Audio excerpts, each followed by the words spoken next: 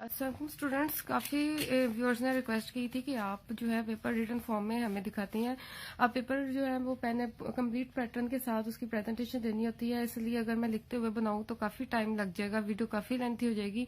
तो इसलिए फिर मैं रिटन फॉर्म में बना के आपको गाइड कर देती हूँ कि आपने प्रेजेंटेशन कैसे देनी है और कैसे अटेम्प्ट करना है और कैसे हेडिंग्स देनी है। और इसलिए मैं आज इस वीडियो में जो है लिखते हुए आपको बताऊंगी कि आपने मेन हेडिंग्स कैसे देनी है, प्रेजेंटेशन कैसे देनी है, सारा कुछ आपको कंप्लीटली गाइड करूंगी। लेकिन कंप्लीट पेपर नहीं बताऊंगी, जस्ट आपको एक आइडिया बताऊंगी कि हेडिंग्स मैं कैसे लिखती हूँ यूजिंग मार्कर्स। तो सबसे पहले जब आपके पास शीट आए, आपके पास आंसर शीट, तो आप सबसे पहले इसको फोल्ड कर लें। इस साइड से जरा फोल्ड ज्यादा करें और इसी साइड पे हमने मार्जिन लाइन लगानी होती है। इसकी वजह सिर्फ ये होती है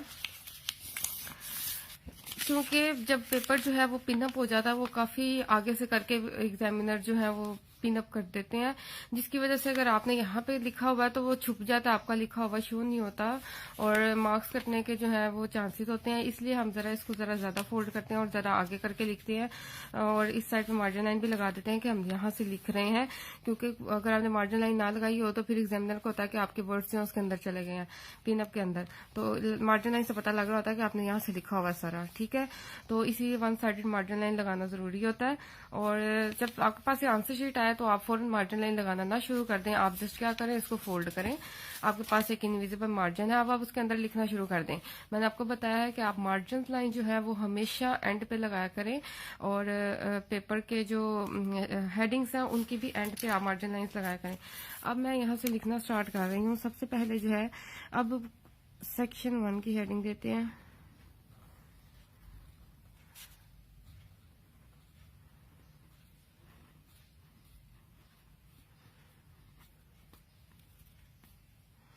बिल्कुल आपने पेज के सेंटर में सेक्शन 1 की हेडिंग दे दी। उसके बाद अब आप ये मैं बीए फर्स्ट बीए जो है पार्ट 1 यानी थर्ड ईयर का पेपर है, मैं उसका प्रेजेंटेशन में आपको बता रही हूँ। आप अपने क्लास के पेपर के अकॉर्डिंग इसकी हेडिंग दें। अब जो है सेक्शन 1 जो है वो प्रोज पार्ट है, तो मैं इसको इसकी हेडिंग दी।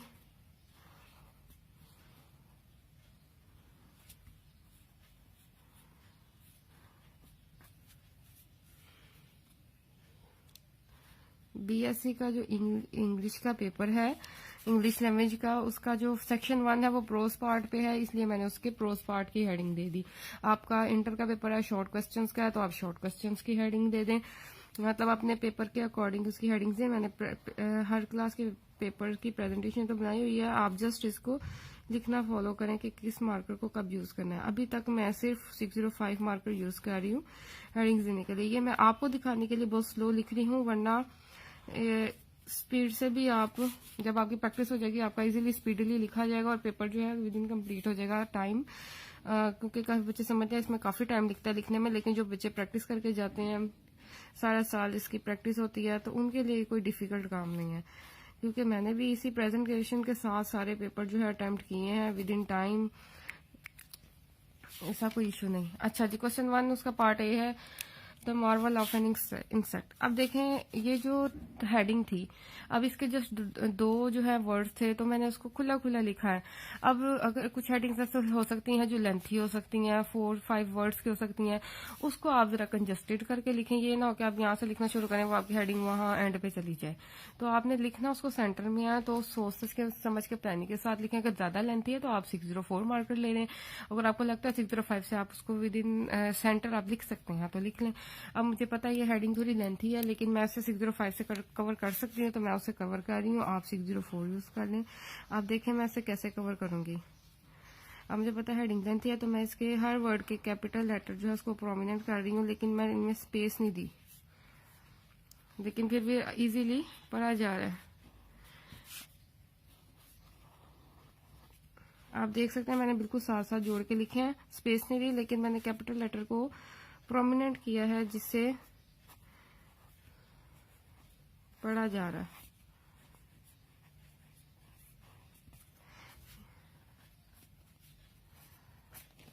ठीक है। इसके बाद अगर आप राइटर का नेम लिखना चाहते हैं तो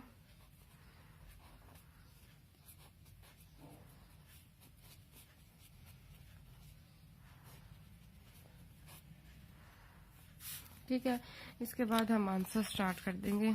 तो आंसर के लिए मैं 604 यूज़ कर रही हूँ। ये देखने में लग रहा है काफ़ी टाइम टेकिंग है, क्योंकि मैं आपको गाइड कर रही हूँ, बता रही हूँ, इसलिए बोल रही हूँ साथ। लेकिन जब आप ये खुद इसकी अच्छे से प्रैक्टिस कर चुके होंगे, आपको अच्छी तरह इसकी स्पीड बन चुकी होगी, फिर आपके लिए ये बहुत इजी हो जाएगा और आप विद इन टाइम इसको इजीली कवर कर सकेंगे। ये कोई इम्पॉसिबल नहीं है। मैं खुद अपने पेपर ऐसे ही अटेम्प्ट करती रही हूँ, विद इन टाइम मैंने इसे कंप्लीट किया।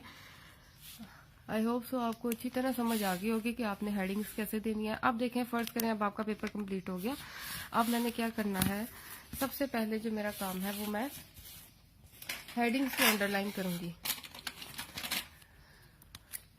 ये मेरा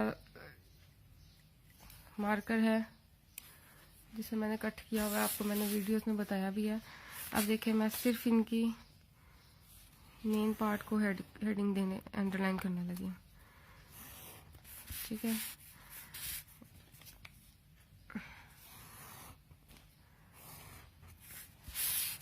नेक्स्ट, अब जब आपने सारी हेडिंग्स को अंडरलाइन कर लिया, उसके बाद आप मार्जिन लाइंस दे दें। अगर आपकी एंड में रह भी जाती हैं तो कोई इशू नहीं है। ये जो आपने फोल्ड किया, आपने इसके अंदर अंदर लिखा होगा, तो इसलिए आपका खुद बहुत मार्जिन बन गया होगा।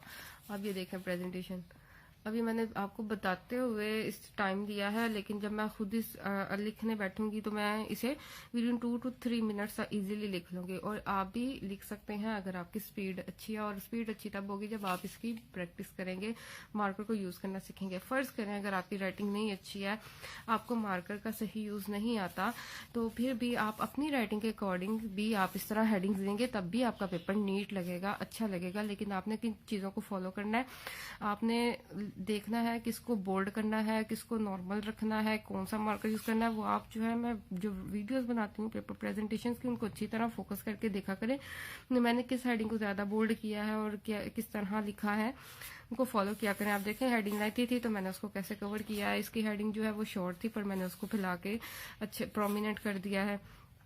ठीक है, इन चीज़ों को फॉलो करें, आपका पेपर ज़बरदस्त भी लगेगा, प्रेजेंटेशन भी अच्छी आएगी, नीट भी लगेगा, एग्जामिनर भी खुश होगा। क्योंकि जो इस टाइप के क्वेश्चन होते हैं ना, जिसमें एग्जामिनर ने अपनी मर्जी से मार्क्स देने होते हैं, उसकी प्रेजेंटेशन आपको बेस्ट रखनी चाहिए। आप कुछ स्पेसिफिक क्वेश्चन होते हैं ना, जिससे आपको मिलने ही उतने, अगर आपने ठीक लिखा आपको एग्जैक्ट मार्क्स मिल जाने हैं। लेकिन ये कुछ इस टाइप के सब्जेक्टिव टाइप के क्वेश्चन होते हैं जो एग्जामिनर पर डिपेंड करते हैं कि आपको कितने मार्क्स दे। उसके लिए आपको प्रेजेंटेशन बहुत अच्छी देनी पड़ती है। प्रेजेंटेशन अच्छी देंगे, एग्जामिनर जो है वो अच्छा फील करेगा चेक करते हुए, उसे नीटनेस, लुक, हर चीज समझ आ रही होगी। जी आपने ये जो क्वेश्चन 1 का फर्स्ट पार्ट है उसका मार्वल ऑफ एन इंसेक्ट उसका अटेम्प्ट किया है, तो वो आपको अच्छे मार्क्स देगा। ठीक है, वीडियो पसंद आई हो जरूर लाइक और शेयर करें, और कमेंट्स में जरूर मेंशन किया करें कि आपको वीडियो कैसी लगी है, और अपने फ्रेंड्स के साथ जरूर इसको शेयर किया करें। चैनल को सब्सक्राइब करें, बेल आइकन पे जरूर क्लिक करें ताकि आपको नई आने वाली वीडियोस का नोटिफिकेशन मिलता रहे। Thank you so much guys, and Allah Hafiz.